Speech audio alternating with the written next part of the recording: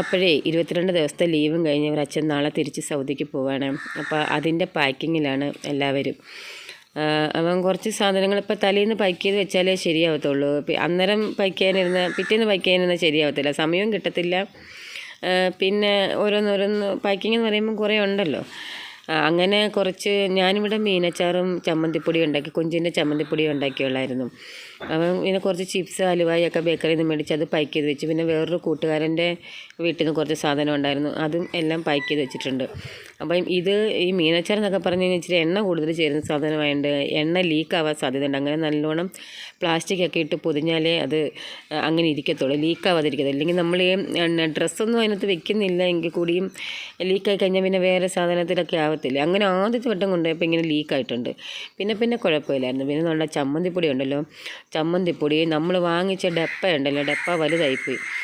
അപ്പോൾ ചമ്മന്തിപ്പൊടി പകുതിയുള്ള ഒരു 3.5 തേങ്ങയുടെ ചമ്മന്തിയാണ് ഞാൻ പൊടിച്ചുള്ളായിരുന്നു, ഉണങ്ങിയ കൊഞ്ചിൻ്റെ. പക്ഷേ പകുതി ഉള്ളായിരുന്നു. അപ്പോൾ എന്തായാലും കൊണ്ടുപോവല്ലേ, അപ്പോൾ നിറച്ചും കൊണ്ടുപോകാമെന്ന് വിചാരിച്ചപ്പോൾ നാളെ രാവിലെ കുറച്ചും കൂടെ അത് ചമ്മന്തി ആക്കാമെന്ന് വിചാരിച്ചപ്പോൾ കറക്റ്റ് നമ്മളുണ്ടാക്കിയ അച്ചാർ ആ പാട്ടയ്ക്കകത്ത് കറക്റ്റായിരുന്നു, ശകലം പോലും അധികം വന്നില്ല. അങ്ങനെ പാക്കിങ് ആയപ്പോഴത്തേക്കിനും ടി വി കണ്ടുകൊണ്ടിരുന്ന പിള്ളേരെല്ലാം വന്ന് എല്ലാവർക്കും ഒരു സങ്കടമാണ്. വരുമ്പം ഉള്ള സന്തോഷം പോകുമ്പോൾ ഇല്ലല്ലോ, പോകുമ്പോൾ എത്രയ്ക്കായാലും സങ്കടം വന്നല്ലോ. ഇതൊക്കെ ജീവിതത്തിൻ്റെ ഒരു ഭാഗം, എന്തായാലും പോയല്ലേ പറ്റൂ. അങ്ങനെ ചമ്മന്തിപ്പൊടിയുടെ കാര്യത്തിലൊരു വിഷമമായിപ്പോയി. എന്തായാലും പിറ്റേന്ന് സമയമുണ്ടല്ലോ നമുക്ക് ഉണ്ടാക്കാനായിട്ട്. അങ്ങനെ എല്ലാം ബാക്കി, അങ്ങനെ ചമ്മന്തിപ്പൊടി മാറ്റി വെച്ചിട്ട് ബാക്കിയെല്ലാം ബാക്കി ചെയ്തത്. തുണിയെന്നൊക്കെ പറഞ്ഞു കഴിഞ്ഞാൽ കുറച്ച് അത്യാവശ്യത്തിന് മാത്രമേ തേക്കുന്നുള്ളൂ, ബാക്കിയൊക്കെ അവിടെ കൊണ്ടുവന്ന് തേച്ച് കൊടുക്കുന്ന ആൾക്കാരുണ്ടല്ലോ, അപ്പോൾ അവരുടെ ഇത് തേക്കാൻ കൊടുക്കത്തേ ഉള്ളൂ. പിന്നെ പിറ്റേന്ന് രാവിലെ ഞങ്ങൾ മണ്ണടി അമ്പലത്തിലൊക്കെ ഒന്ന് പോകാമെന്ന് വിചാരിച്ചു. രാവിലെ 5 മണിക്ക് പോകണമെന്ന് വിചാരിച്ചു. പക്ഷേ എല്ലാവരും പിള്ളേരൊക്കെ എഴുന്നേറ്റ് റെഡിയായിട്ട് വന്നപ്പോഴത്തേക്കിനും 6:30 എല്ലാവരും പോകാൻ ഇറങ്ങിയപ്പോഴത്തേനും 6:30. അപ്പോൾ ഇവർ അച്ഛൻ്റെ നാട് മണ്ണടിയിൽ, അവർ അച്ഛൻ്റെ ഇടയ്ക്ക് പോയി തൊഴുതിരുന്നു. പക്ഷേ ഞങ്ങൾ കുടുംബമായിട്ട് പോയി തൊഴുതില്ലായിരുന്നു. അപ്പോൾ അവിടെ ഉത്സവം നടക്കുന്നത് 2 ദിവസം കഴിയുമ്പോൾ അവിടെ ഉത്സവം മണ്ണടി അമ്പലത്തിൽ. അപ്പം ഞങ്ങളെല്ലാവരും കൂടെ രാവിലെ തന്നെ മണ്ണടി അമ്പലത്തിലേക്ക് പോയി. അച്ഛൻ പോവായതുകൊണ്ട് 2 പേരും ഇന്ന് സ്കൂളിൽ പോകുന്നില്ലെന്ന് പറഞ്ഞു. അപ്പം ഞാൻ ലച്ചുവിനോട് പറഞ്ഞു, 9ാം ക്ലാസ്സാണ്, നീ ഉച്ചവരെ പോവും, 3:30 ആകുമ്പോഴേ അവർ അച്ഛൻ പോകുന്നതേ. അപ്പം ഉച്ചയാകുമ്പോൾ ഞാൻ വിളിച്ചുകൊണ്ട് വരാം, ക്ലാസ് വെറുതെ കളയണ്ടെന്നൊക്കെ പറഞ്ഞു. പക്ഷേ പോകുന്നില്ലെന്ന് പറഞ്ഞു. അങ്ങനെ 2 പേരും സ്കൂളിൽ പോകുന്നില്ലെന്നൊക്കെ വിചാരിച്ചു. അങ്ങനെ ഞാൻ ചോറും ഒന്നും ആക്കിയില്ല, ചോറ് കുക്കറിൽ ഇരിപ്പുണ്ട്. ചോറെല്ലാം പിന്നെ സ്കൂളിൽ പോകാത്തതുകൊണ്ട് തന്നെ രാവിലെ വന്നിട്ട് വെച്ചാൽ മതിയല്ലോ, അമ്പലത്തിൽ പോയിട്ട് വന്നിട്ട് ജോലികളൊക്കെ നോക്കിയാൽ മതിയല്ലോ. അപ്പോൾ ചായ ഇട്ട് കുടിച്ചേച്ച് ഞങ്ങൾ പോരുന്നത് മണ്ണടി അമ്പലത്തിലോട്ട്. അങ്ങനെ രാവിലെ മണ്ണടി അമ്പലത്തിൽ ചെന്നാൽ ആദ്യം ആളില്ല, നമ്മുടെ ഉത്സവ സമയമാണ്, പക്ഷേ ആദ്യം ആളില്ല. എന്ന് വെച്ചാൽ ഈ അമ്പലത്തിൽ ആൾ വരണമെങ്കിൽ 11 മണിയാകും. 11 മണിക്ക് പൂജ നടക്കത്തുള്ളൂ ഇവിടെ. അമ്പലത്തിലെ പൂജ തുടങ്ങുന്നത് 11 മണിക്കാണ്. അതിനുശേഷം നമുക്ക് പ്രസാദം തരും. നേരത്തെയൊക്കെ പ്രസാദം വെളിയിൽ വെച്ചിരിക്കുക, നമുക്ക് തൊഴുതേച്ച് വന്നിട്ട് രാവിലെ വരുന്നവർക്ക് ഇടായിരുന്നു. നമുക്കിപ്പം 11 മണി വരെ ഒന്നും നിൽക്കാൻ പറ്റില്ല. അതുകൊണ്ട് ഞാൻ ഇന്ന് വരെ ഒരു നേർച്ച എനിക്ക് മണ്ണടി അമ്പലത്തിൽ ചെയ്യാൻ പറ്റിയിട്ടില്ല. കാരണം എന്ന് പറഞ്ഞു കഴിഞ്ഞാൽ നമുക്ക് 11 മണി വരെ അവിടെ വെയിറ്റ് ചെയ്യാൻ പറ്റത്തില്ലല്ലോ. നമ്മൾ ഇവിടുന്ന് പോകുമ്പോൾ നമുക്ക് 11 മണി വരെ ഒന്നും വെയിറ്റ് ചെയ്യാൻ പറ്റത്തില്ല. കുറച്ചടുത്താണ്, ഒരുപാട് ദൂരമൊന്നുമില്ല. എന്നെങ്കിൽ കൂടിയും ഞാൻ അവിടെ ഈ മെയിൻ അമ്പലത്തിൽ ഇങ്ങനൊരു വിഷയമുണ്ട്. അങ്ങനെ ഞങ്ങൾക്ക് ചന്ദനമൊന്നും കിട്ടിയില്ല. അങ്ങനെ ഇപ്പുറത്ത് ഗണപതി അമ്പലത്തിലും പിന്നെ ദേവസ്വം ബോർഡിൻ്റെ തന്നെ പിന്നെ ഒരു ഈ അമ്പലത്തിനോട് ചേർന്നൊരു ദേവസ്വം ബോർഡിൻ്റെ അമ്പലമുണ്ട്. പിന്നെ അവിടെ കയറിയപ്പോഴും അവിടെ പൂജ നടന്നുകൊണ്ടിരിക്കുകയായിരുന്നു. അങ്ങനെ അവിടെയും എല്ലാം കയറി തൊഴുതു. പിന്നെ മുടിപ്പുര അമ്പലത്തിൽ വന്നു. മുടിപ്പുര അമ്പലത്തിൽ മുടി കണ്ട് തൊഴാനായിട്ട് വന്നു. അപ്പോൾ അവിടെയും മുടി കണ്ടു തൊഴാൻ പറ്റിയില്ല, കുറച്ച് കഴിഞ്ഞേ തുറക്കത്തുള്ളെന്ന് പറഞ്ഞു. അങ്ങനെ ഞങ്ങൾ അമ്പലത്തിലെല്ലാം പോയി തൊഴുതു. പിന്നെ ഇനി ചെന്നിട്ട് ജോലിയുണ്ടല്ലോ, വീട്ടിൽ ചെന്നിട്ട് നമുക്ക് നല്ലൊരു ജോലിയുണ്ട്. കാരണം ചമ്മന്തി പൊടിക്കണമെന്ന് പറഞ്ഞില്ലേ, ചമ്മന്തി പൊടിക്കണം, അത് നല്ലൊരു ജോലി. അമ്മ രാവിലെ പിന്നെ അങ്ങ് കടയിൽ പോവും. അമ്മ രാവിലെ വീട്ടിലുണ്ടായിരുന്നെങ്കിൽ കുഴപ്പമില്ലായിരുന്നു, തേങ്ങയൊക്കെ ഒന്ന് തിരുമ്മി തരാനായിട്ട് ആളുണ്ടല്ലോ, കൂടെ ആളുണ്ടെങ്കിൽ കുഴപ്പമില്ല. ഇതിപ്പോൾ ഞാൻ ഒറ്റയ്ക്ക് ചെയ്യണ്ടേ ജോലി, ബാക്കിയെല്ലാം ഞാൻ ഒറ്റയ്ക്ക് ചെയ്യണം. അങ്ങനെ എന്തായാലും വീട്ടിൽ ചെന്ന് രാവിലെ തന്നെ ഞങ്ങൾ പൂജ വരെ നിന്നില്ല. 11 മണി വരെ നിൽക്കാൻ ഞാൻ പറഞ്ഞു, പറ്റത്തില്ലല്ലോ നമുക്കവിടെ. അങ്ങനെ ഞങ്ങൾ അമ്പലത്തിലെല്ലാം തൊഴുതു. കുറച്ച് സമയം എടുക്കും അമ്പലത്തിൽ തൊഴാൻ, കാരണം ഒരുപാട് അമ്പലമുണ്ട്. ഈ മണ്ണടി അമ്പലം എന്ന് പറയുമ്പോൾ ഒരുപാട് ഏരിയ ഉണ്ട്, ഒരുപാട് അമ്പലമുണ്ട്, ഒരുപാട് തൊഴാനുണ്ട്. അങ്ങനെ എല്ലായിടവും നടന്ന് തൊഴുതു. ഞാൻ പറഞ്ഞില്ലേ പൂജയാണ്, അങ്ങനെയും നമ്മൾ കുറേ താമസിച്ചു. പൂജ നേദ്യം രാവിലെ നടന്നു. അപ്പോൾ നമുക്ക് തൊഴാൻ പറ്റത്തില്ലല്ലോ, നേദ്യം കഴിയാതെ അവിടെ നിന്ന് വരാനും പറ്റത്തില്ലല്ലോ. അപ്പോൾ എന്നാണ്ട് ഇതായിരുന്നു മുടിപ്പുര അമ്പലം. അപ്പോൾ ഈ അമ്പലത്തിൻ്റെ ഇച്ചിരി അങ്ങോട്ട് പോയാൽ മതി ഞങ്ങളുടെ വീട്, എന്ന് വെച്ചാൽ ഹസ്ബൻഡിൻ്റെ വീട് ഇവിടെ അടുത്ത്. ഞങ്ങൾ താമസിക്കുന്നത് വേറെയാണെന്നേ ഉള്ളൂ. ഇപ്പം വീട് ഇവിടെ ഉണ്ട്, നമ്മളത് വാടകയ്ക്ക് കൊടുത്തേക്കുക. അപ്പം എല്ലായിടവും തൊഴുത് നമ്മൾ വീട്ടിലെത്തി. പിന്നെ വന്നു 8:30 ആയപ്പോഴാണ് വീട്ടിൽ വന്നത്. പിന്നെ അച്ഛൻ അമ്മയെ കൊണ്ടുപോയിട്ട് പിന്നെ മലനാട് അമ്പലത്തിൽ വന്ന് തൊഴുതു. പിന്നെ കുറച്ച് മീനും പിന്നെ തേങ്ങ തീർന്നു, ഒരു തേങ്ങ ഉള്ളായിരുന്നു. അപ്പോൾ തേങ്ങയും മേടിപ്പിച്ചു. അപ്പോൾ അയിലയായിരുന്നു മീൻ കൊണ്ടുവന്നത്. അപ്പോൾ പൊതിച്ചോറ് കൊണ്ടുപോകണം. അപ്പോൾ ഇന്ന് 3:30 ആകുമ്പോഴാണല്ലോ പോകുന്നത്. അപ്പോൾ രാത്രിത്തേക്ക് കഴിക്കാനായിട്ട് പൊതിച്ചോറ് കൊണ്ടുപോകണം. പിന്നെ ഞാൻ ലച്ചുവിന് പോയില്ലല്ലോ, ലച്ചുവിനെ വിളിച്ച് നിർത്തി ഞാനങ്ങ് പിന്നെ തേങ്ങ അങ്ങ് തിരുമ്മിച്ച്. ലച്ചുവിനെ കുറച്ച് ഞാൻ തിരുമ്മി, കുറച്ച് ലച്ചു തിരുമ്മി തന്നു. പിന്നെ തുണി ഷർട്ടൊക്കെ ഞാൻ പറഞ്ഞില്ലേ കുറച്ച് തേക്കുന്നുള്ളൂ, അതൊക്കെ രാവിലെ അങ്ങ് തേക്കാൻ. 2-3 ഷർട്ട് 2-3 പാൻറ്റ് അത്രേ ഉള്ളായിരുന്നു തേക്കാനായിട്ട്. ബാക്കിയെല്ലാം അവിടെ കൊണ്ടുപോയി അങ്ങ് ഇതാക്കാമെന്ന് വിചാരിച്ചു. പിന്നെ രാവിലെ ദോശ ചമ്മന്തിയൊക്കെ ഉണ്ടാക്കിയായിരുന്നു, അതൊക്കെ കഴിച്ചു. അതിൻ്റെയൊന്നും വീഡിയോ എടുത്തില്ല. അപ്പം പിന്നെ മീനൊക്കെ വെട്ടി കണ്ടിച്ചു, 2 വറക്കാനും എടുത്ത് മാറ്റി വെച്ചു. ബാക്കി ഞാൻ മുളകിട്ട് പെട്ടെന്ന് തന്നെ കറിയാക്കി. കാരണം തേങ്ങ വറുത്ത് ചമ്മന്തി പൊടിക്കുന്ന നമുക്ക് ഇച്ചിരി സമയം എടുക്കുമല്ലോ. അപ്പോൾ ഇതൊക്കെ അങ്ങ് ചെയ്ത് വെച്ച് കഴിഞ്ഞാൽ പിന്നെ അതിൻ്റെ പണി മാത്രം നോക്കിയാൽ മതിയല്ലേ, അത് മാത്രമായിട്ട് നിന്നാൽ മതിയല്ലോ. അങ്ങനെ ലച്ചു ഉണ്ടായതുകൊണ്ട് തേങ്ങയൊക്കെ പെട്ടെന്ന് തിരുമ്മി കിട്ടി. അങ്ങനെ പിന്നെ മീനും കൂട്ടാൻ വെച്ചു. പിന്നെ കുറച്ച് അവിയലും വെച്ചു. അവിയലിൻ്റെ കഷ്ണം എടുത്ത് ഞാൻ ലച്ചുവിൻ്റെ കയ്യിലോട്ട് കൊടുത്തിട്ട് ഒന്ന് ശരിയാക്കി തരാൻ പറഞ്ഞു. അത് മൊത്തം ചീന്തി എടുത്ത് കളയും. പകുതിക്ക് പകുതി വെച്ച് പച്ചക്കറി കട്ട് ചെയ്തും കളയും. എന്നാലും ഞാൻ വിചാരിച്ചു എളുപ്പമുണ്ടല്ലോ, കട്ട് ചെയ്ത് കിട്ടിക്കഴിഞ്ഞാൽ എനിക്ക് കൂട്ടാൻ വെക്കാൻ എളുപ്പമുണ്ടല്ലോ. അങ്ങനെ തേങ്ങ തിരുമ്മി വെക്കുന്നതുകൊണ്ട് നമുക്ക് പെട്ടെന്ന് ചതച്ചെടുത്ത് അങ്ങനെ പെട്ടെന്ന് പണികളൊക്കെ അങ്ങ് തീർക്കുക. കാരണം ജോലി ഉണ്ട് ഒരുപാട്. ഞാൻ പറഞ്ഞതിൽ ഞാൻ ഒറ്റയ്ക്കല്ലേ ഉള്ളായിരുന്നു. അമ്മ ഇനി റേഷൻ കട പൂട്ടിയിട്ട് വരണമെങ്കിൽ 12 മണിയാവും. പിന്നെ പൊതിച്ചോറിന് വേണ്ടിയിട്ടുള്ള കാര്യം വേറെ ഉണ്ടാക്കണ്ടേ, ഇതൊന്നും കൊണ്ടുപോകാൻ പറ്റത്തില്ല. അവിയലൊന്നും കൊണ്ടുപോകത്തില്ല. മീൻ ഇച്ചിരി കൊണ്ടുപോയായിരുന്നു.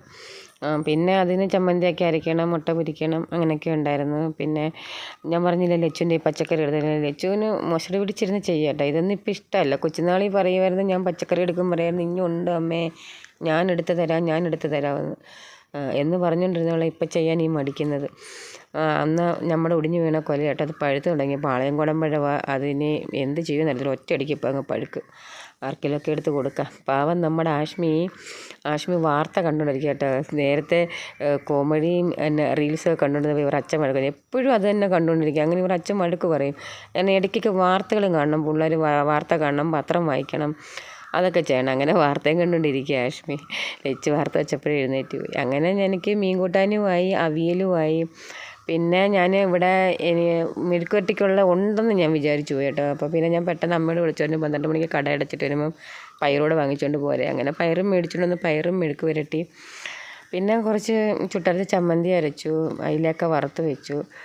പിന്നെ ഇവിടെ ദാണ്ട പെട്ടിയുടെ പുറത്ത് പേരെഴുതുവാണ്. ഇങ്ങോട്ട് വരുമ്പോൾ ഉള്ളത് തിരിച്ച് അങ്ങോട്ട് പോകുമ്പോൾ ഉള്ളത് എഴുതിക്കൊണ്ടിരിക്കുക. പിന്നെ 2 മണിയായപ്പോഴത്തേക്കിനും കുളിയൊക്കെ കഴിഞ്ഞ് വന്ന് ഊണൊക്കെ കഴിഞ്ഞ് പിന്നെ പൊതിച്ചോറും കെട്ടാമെന്ന് വിചാരിച്ചു. പിന്നെ 3:30 ആകുമ്പോഴത്തേക്കിനും ആൾ വരും. നമ്മളൊരു ഡ്രൈവറിനെ വിളിച്ചിട്ടുണ്ട്. അപ്പോൾ അയാൾക്ക് സ്കൂൾ ഓട്ടമൊക്കെ ഉണ്ട്. അത് കഴിഞ്ഞിട്ടൊരു 3:30 ആകുമ്പോഴത്തേക്കിനും വരാമെന്ന് പറഞ്ഞു. ഒരു 6:30 ആകുമ്പോഴത്തേക്കിനും എയർപോർട്ടിൽ അകത്ത് കയറണമെന്നാണ് പറഞ്ഞത്. അപ്പം ട്രാഫിക്കൊക്കെ ഉണ്ടാവുമോ എന്തോ. എന്തായാലും അയാൾ 3:30 ആകുമ്പോഴത്തേനും വരും. അപ്പം ചോദിച്ചോറൊക്കെ അങ്ങ് ആക്കാമെന്ന് വിചാരിച്ചു. അങ്ങനെ മുട്ടയും താറാമുട്ടയും പൊരിച്ചു, മീനും ചമ്മന്തിയും മെഴുക്കുവരട്ടിയും പിന്നെ ഇച്ചിരി മീൻ കൂട്ടാനോട് ഇട്ടേക്കാൻ പറഞ്ഞു. അങ്ങനെ പൊതിച്ചോറും അങ്ങ് സെറ്റാക്കി ബാഗിലോട്ട് വെച്ചു. താറാമുട്ട വാങ്ങിച്ചത് 2 ഇരിപ്പുണ്ടായിരുന്നു. അപ്പോൾ ഈ വീട്ടിൽ ഒരച്ഛൻ മാത്രമേ താറാമുട്ട കഴിക്കൂ. ഒരച്ഛൻ വരുമ്പോൾ മാത്രമേ താറാമുട്ട ഇവിടെ വാങ്ങൂ. ബാക്കി എല്ലാവർക്കും കോഴിമുട്ട മതി. അപ്പം ഞാൻ പറഞ്ഞ 2 മുട്ടയും കൂടെ അങ്ങ് പൊരിക്കുന്നത്. പക്ഷേ വലുപ്പമായി പോകും താറാമുട്ട. അങ്ങനെ ഒരു മുട്ടയെ പൊരിച്ചുള്ളൂ, ഇനി ഒരു മുട്ട കൂടി ഇരിക്കട്ടെ. എന്തായാലും ഒരുങ്ങുവാണ് പോകാനായിട്ട്. കഴിഞ്ഞ പ്രാവശ്യം ആഷ്മി സമയം പോലെ തുടങ്ങിയ കരച്ചിൽ. ആഷ്മി പിടിച്ച് നിർത്തിയൊക്കെ കരച്ചിൽ. നമുക്ക് ആ മുഖം കാണുമ്പോൾ അറിയാം ആഷ്മി പിടിച്ച് നിർത്തിയൊക്കെ കരച്ചിൽ. ലച്ചു അങ്ങനെയൊന്നും കഴിഞ്ഞ പ്രാവശ്യം കരഞ്ഞില്ല, പക്ഷേ ഇപ്രാവശ്യം കരഞ്ഞു. കഴിഞ്ഞ പ്രാവശ്യം ആഷ്മി നല്ല കരച്ചിലായിരുന്നു. ആഷ്മിക്ക് ഭയങ്കര അച്ഛൻ പോകുന്നതെന്ന് പറയുമ്പോൾ ഭയങ്കര ഒരു ഫീലിങ്സാണ്. അങ്ങനെ റെഡിയാവുക പോവാൻ. അങ്ങനെ 3 മണിയായപ്പോഴത്തേക്കിന് എല്ലാം റെഡിയായി, പോവാനും റെഡിയായി. പിന്നെ അരമണിക്കൂറിൻ്റെ കഴിയണം അയാൾ വരണമെങ്കിൽ. പിന്നെ അപ്പോഴത്തേക്കിനും മക്കളെയൊക്കെ വിളിച്ച് ഉപദേശിക്കുകയാണ്, പഠിക്കണം, നിങ്ങൾക്ക് വേണ്ടിയിട്ടാണ് പോകുന്നത്, നിങ്ങൾ പഠിക്കാൻ വേണ്ടിയിട്ടാണ് പോകുന്നത്. ഇവിടെ ഇച്ചിരി TV കണക്കും കൂടുതലാണ്. അപ്പം അത് ഇച്ചിരി ഒന്ന് കുറയ്ക്കണം, പഠിത്തത്തിൽ ശ്രദ്ധിക്കണം എന്നൊക്കെ പറഞ്ഞിട്ട് ആഷ്മി ഇപ്പോൾ വിങ്ങിപ്പൊട്ടെന്നും പറഞ്ഞ് നിൽക്കുക. അങ്ങനെയൊക്കെ പിള്ളേരെ വിളിച്ച് ഉപദേശവും സ്നേഹവും കാര്യങ്ങളും ഒക്കെ. ഇതൊക്കെ ഒരു പോകുമ്പോൾ ഉള്ളൊരു ഇതൊക്കെ നമുക്ക് അങ്ങോട്ട് സഹിക്കാൻ പറ്റത്തില്ല. ശരിക്കും പറഞ്ഞാൽ നമുക്കൊരു വല്ലാത്തൊരു അങ്ങനെ മിക്കുവും പിങ്കുവും അവരൊന്നും അനങ്ങുന്നില്ല കേട്ടോ. ഈ കോട്ട് സൂട്ടൊക്കെ ഇട്ടുകൊണ്ട് നിൽക്കുന്നത് കണ്ടപ്പോൾ അവർക്ക് കാര്യം മനസ്സിലായി പോവാനാണ്. അവരൊന്നും അനങ്ങുന്നില്ല. അവർക്കറിയാം, അങ്ങനെ അവർ സ്ഥിരം കാണുന്നതല്ലേ, എല്ലാ പ്രാവശ്യം കാണുന്നതല്ലേ. അങ്ങനെ ഇവിടെ സ്നേഹപ്രകടനങ്ങളും ഉമ്മ വെച്ചാലും മതിയാവത്തില്ല. ഉപദേശിക്കുക കേട്ടോ, പഠിക്കണം, ടി വി കണക്കം കുറയ്ക്കണം, വാർത്ത കാണണം, പത്രം വായിക്കണം, ഇതെല്ലാം മൂളി കേൾക്കും. പോയി കഴിയുമ്പം വേറൊരു സ്വഭാവം. ലച്ചുവിൻ്റെ 10ാം ക്ലാസ് വരെ വൈഫൈ ഒക്കെ കട്ട് ചെയ്ത് ടി വി മാറ്റി വെച്ചേക്കാനാണ് പറഞ്ഞേക്കുന്നത്. നോക്കട്ടെ, പറഞ്ഞതുപോലൊക്കെ കേട്ട് കഴിഞ്ഞാൽ വല്ലപ്പോഴൊക്കെ കാണാം. ഞാനത് പറഞ്ഞിട്ടുണ്ട്. പഠിത്തത്തിൽ കുറച്ച് ശ്രദ്ധിച്ചാൽ ഇതൊക്കെ എല്ലാം വേണം, നമുക്ക് എല്ലാം കുറേശ്ശെ വേണം. പക്ഷേ ഇതേന്നും പറഞ്ഞിരിക്കാൻ പറ്റത്തില്ലല്ലോ. അങ്ങനെ അയാൾ വന്നു, വണ്ടി ഓടിക്കാനായിട്ട് ഡ്രൈവർ വന്നു. അയാൾ ഓട്ടോ അവിടെ ഇട്ടു. പിന്നെ എല്ലാവരോടും യാത്രയൊക്കെ പറഞ്ഞ് പോവാണ്. ഇതൊക്കെ ഒരു വല്ലാത്തൊരവസ്ഥയാണ്. അതൊക്കെ ഒട്ടുമിക്ക പേർക്കും അനുഭവമുള്ള കാര്യങ്ങൾ അതൊക്കെ. എന്നാലും ഇപ്പോൾ ഒരു ആശ്വാസം എന്ന് പറഞ്ഞു കഴിഞ്ഞാൽ ഇനി 10 മാസം കഴിയുമ്പം ലീവാണ്. നേരത്തെ 2 വർഷം കൂടുമ്പം 2 മാസത്തേക്കായിരുന്നു വരുന്നത്. ഇതുവരെ അങ്ങനെ വന്നുകൊണ്ടിരുന്നത് 2 വർഷം കൂടുമ്പോഴായിരുന്നു വരുന്നത്.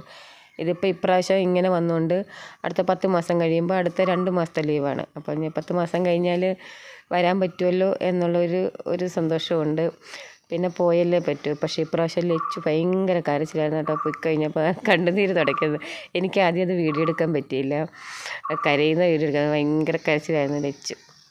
ഇപ്പം വലുതാവും തോറും പിള്ളേർക്ക് അറിയാമല്ലോ, കാര്യങ്ങളൊക്കെ പിള്ളേർക്കും അറിയാമല്ലോ. അവർക്ക് വേണ്ടിയിട്ടാണ് പോകുന്നത്. ഇപ്പം എന്തായാലും അച്ഛനും അമ്മയും കൂടെ വേണം എന്നല്ല ആഗ്രഹം. രണ്ടുപേരും കൂടെ ഒരുമിച്ച് നിൽക്കാൻ അങ്ങനെ നിന്നിട്ട് കാര്യമില്ലല്ലോ. അപ്പോൾ കാര്യങ്ങളൊക്കെ നടക്കണമെങ്കിൽ ഇങ്ങനെയൊക്കെ ജീവിതത്തിൽ അനുഭവിച്ചേ പറ്റൂ. ഇതൊക്കെ ജീവിതത്തിനൊരു ഭാഗമാണെന്ന് കരുതി കളഞ്ഞല്ലേ പറ്റൂ.